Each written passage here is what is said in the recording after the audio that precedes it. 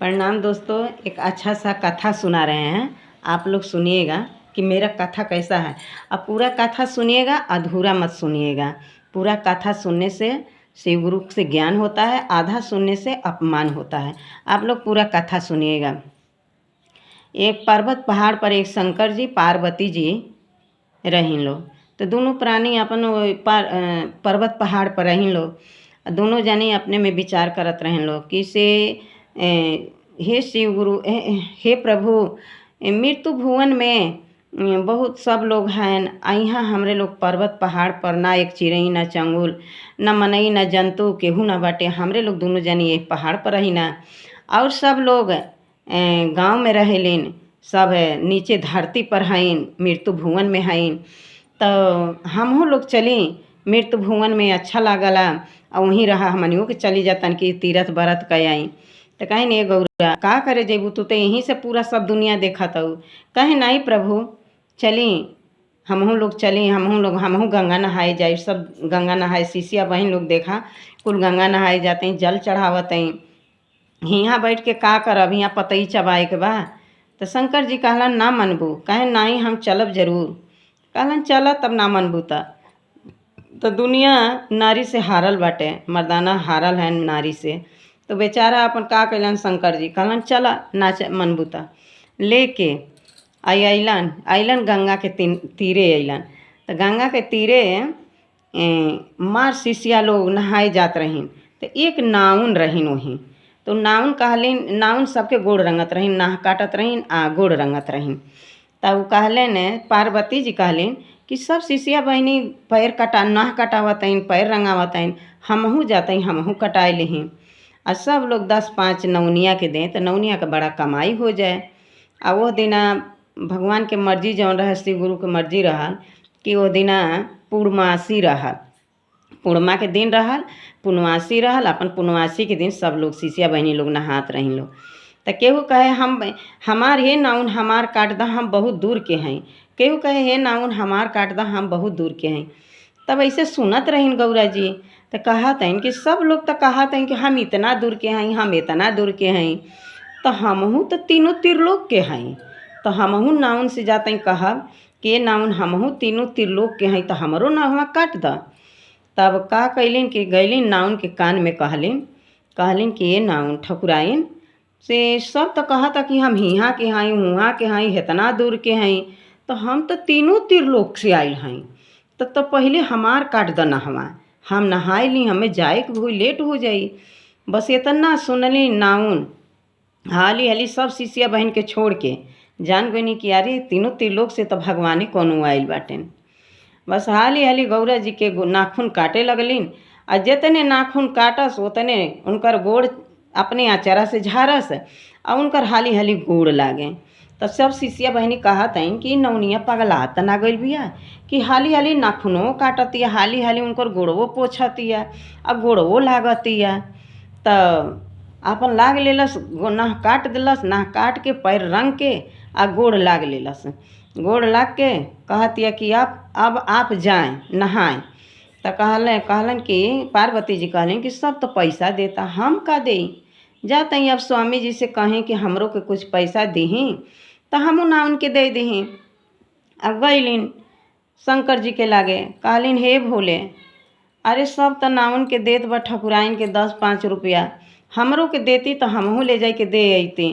तो कहतन शंकर जी कि हम का दें, हमारा झोलिया में तो खाली दाया भभूत भरल बा, हम सबके दाया भभूत दी ना। हम पैसा थोड़े धरे हैं कि हम पैसा दें, ये झोली में हमारे दाया बा भभूत बउए। तो कहतन तू जिंदगी भर रौरा भिखारिए रह जाई। उहे झोली में से राखी पाती निकाल के ओका दे दा ना, उनके दे दी। कहे ना रे पार्वती ना जंतु, यही हमरे झोलिया में बहुत दया बाटे। कहलिन जाए दी, हम जाता ही। बस गईलिन नाउन से कहलिन कि ये नाउन हमरे लगे तो कुछ न बका देही। तो कहलिन नाउन कि जाए दी। नाउन तो जानत रहेंगे केहू है देवता पितर, जाए दी, हमरा पैसा ना चाहिए, रौरा जाए वैसे नहाए। बस वही अपन गईलिन नहाए। कहलिन चला ये नाउन जाते हम नहाए। लेकिन तू भरल रहिया आ फूलल रहिया। उनके माथा पर हाथ धई दीहिन, कहीं जा तू भरल रहिया फूलल रहिया। अब तो उनकरा के बड़ी भारी नेग दे दीहिन पार्वती जी। अब वो भरा रहा फूला रहा। अब वो दिन के बात भइल, नाउन अइलिन घरे अपना सुतलिन। सुबेरे के उठा तई तो देखा तई कि सोने के सिंहासन पर सुतल हई। आ घर हमार महल एकदम बन के तैयार हो गई, एकदम बिल्डिंग बन गई, एकदम महल बन गई। कहा तैन कि अब तो हम राजा हो गई नी। अब उनकरा वही दिन से बड़ा घमंड हो गए नाउन के। अब नाउन अब वो दिना से नह काटे काहे जाए, कहें कि अब तो हम राजा के रानी हो गई नी। अब हम केहू के नह काटे जाइब, अब तो हम बहुत बड़ मनई हो गई नी, अब नह काटे ना जाए। आज शंकर जी कुल देखत रहन। कहा तौन का पार्वती, अरे दुनिया में इतना आदमी बाटे, थोड़े थोड़े सबके देवे के चाहत रहल दया, तू तो एके आदमी के दे देलू कि उनकरा इतना घमंड हो गई। अब नहवो काटे ना जातइन, इतना हमार गुरु बहिना लोग नहाए जातइन। अब एगो नह काटे वाला ओजी ना केहू बा घाटी पर, आ तू कुल उन्हीं के दया दे देलू। तो कहा तइन पार्वती जी कि रौरा तो देलिन रावण के कि सोने के आपन मड़ई अपने मड़ई में आ रावण के सोने के लंका दे देनी। तो हम उनकरा के भरले फूलले तो कहनी। तो कहलन चला उनकर घरवा देखा, कहलू तो कि भरल फूलल रहिया। तब शंकर जी के चारों ओर पार्वती जी कायल कह देते रहीन। अब का कर शंकर जी कहलन चला हमू चलब नहाए। अब चला उनकर के नाम के लिए अब गोड़ रंगे के गईलिन घाटे पर। शंकर जी गईलन तो देखा तवन कि वहाँ नाव ना है। कहा तन तब पार्वती जी कैसे पैर रंगाई हमार। तो कहलन चली घरे। गईलिन घरे नाउन के, तो नाउन के घर देखत है कि एकदम महल बन गई। कहा तन ए ठकुराइन, अरे निकलबू बहरे। तो कहा तन ठकुराइन कि के हा कि हमरा के ठकुराइन कहत हुए, हमरा के ठकुराइन ना कहा के हो, हम राजा के रानी हैं। तो कहा तन सुन ले लू।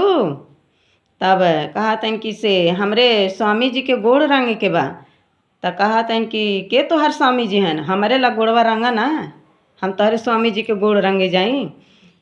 तब उन्हें से पार्वती जी आई गईलिन मानी गिराई के आई गईलिन। तो कहा तन शंकर जी कि का भइल पार्वती, कहन कि का करी नाउन। तो कहा तन कि हमरे गोड़वा तू रंग दा, हमरा के नाउन काहे कहत हो। तो कहलन देखलू यही से कहत हैं कि दया थोड़े थोड़े सबके देवे के चाहिए, एक नज़र में देखे के चाहिए।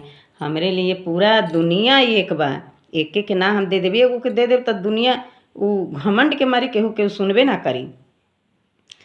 तब का कैलन शंकर जी कहलन कि अब तो चल, अब तो हार गलू, अब तो दे देलू, अब का होई। अपन वहीं से शंकर जी पार्वती जी फिर पर्वत पहाड़ पर चल गईलन। अब अपन वहाँ रहे लगलन। कहलन चला यहाँ रहबू तो तू एक ना एक यहाँ बवाल खड़ा कैले रहबू, चला पर्वत पहाड़ पर चली। फिर अपना पर्वत पहाड़ पर चला गईलन दोनों लोग। हे शिव गुरु महादेव, ऐसे भक्ति बनाए रहिया, ऐसे सब शिष्या बहनी पर बनाए रहिया, ऐसे हमरों पर बनाए रहिए। हे भोलेनाथ, हे महादेव, हर हर महादेव। मैया पार्वती की जय, कार्तिक गणेश की जय, सच्चे दरबार की जय।